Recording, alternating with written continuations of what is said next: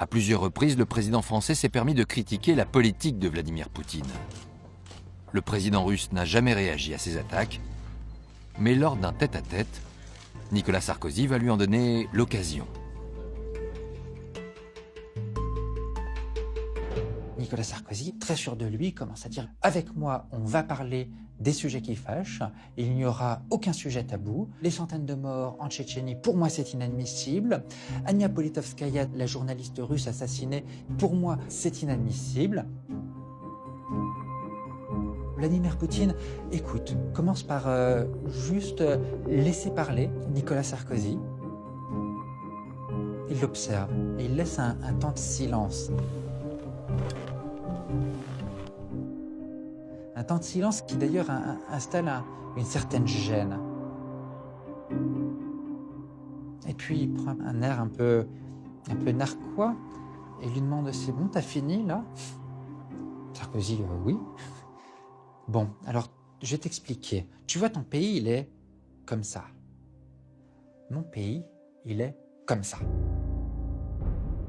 Alors maintenant, de deux choses l'une. Ou bien tu continues sur ce ton et je t'écrase, ou alors tu arrêtes de parler comme ça et tu verras, tu viens juste de devenir président de la France, mais je peux faire de toi le roi d'Europe.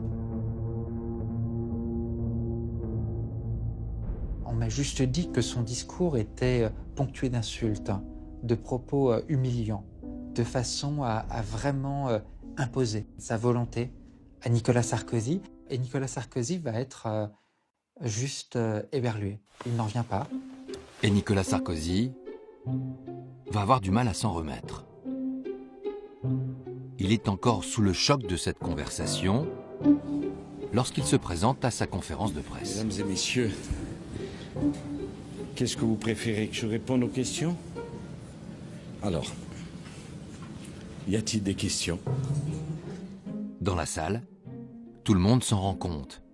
Et les journalistes s'amusent à penser que la rencontre avec Vladimir Poutine a été un peu trop arrosée de vodka. Les commentateurs de l'époque avaient oublié que Vladimir Poutine, lui, ne boit pas ou pratiquement pas, et Nicolas Sarkozy non plus d'ailleurs. On a eu cette interprétation sur la soi-disant ivresse de Nicolas Sarkozy, alors qu'il était en fait simplement KO debout du fait de l'humiliation que venait de lui infliger Vladimir Poutine.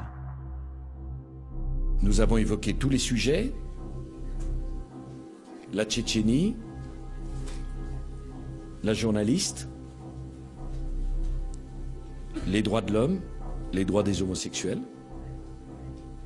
Nous l'avons fait calmement, sereinement, mais je l'ai fait sans aucune agressivité.